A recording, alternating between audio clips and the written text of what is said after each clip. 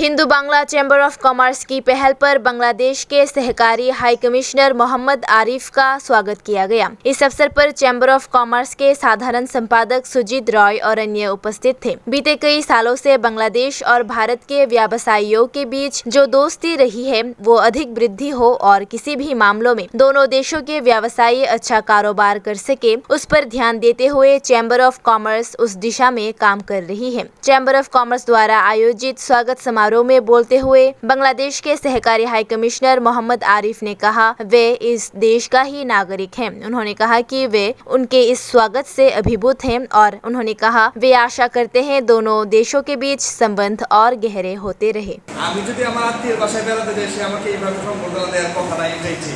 আমি তো যে এলাকায় এসেছি এটা আমার আপন এলাকা, আমার নিজের এলাকা, এখানকার মানুষজন আমার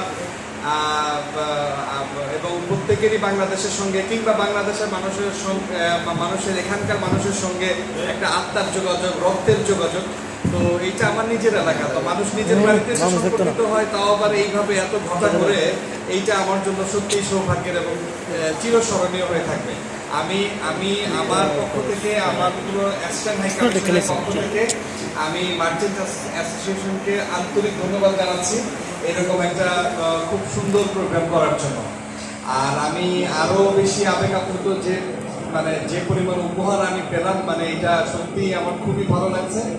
আর একই সঙ্গে আমার পূর্ববর্তী বক্তা আমাদের বাংলাদেশের একজন পরম বন্ধু নন্দিতা যেভাবে আসলে আমাকে বললেন, আমি তার কিছুটাও যদি আমি হইতে পারি তাহলে আমি আসলে নিজেকে সৌভাগ্যবান মনে করব।